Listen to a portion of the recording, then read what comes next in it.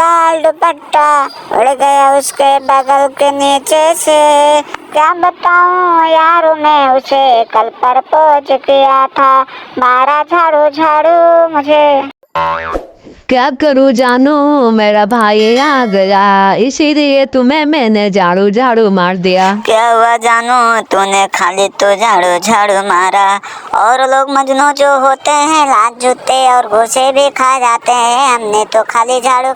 लागल बा चोटिया ताके ज्यादा ये हमारा जा। तुमसा कोई प्यारा कोई मासूम नहीं है, मारा है।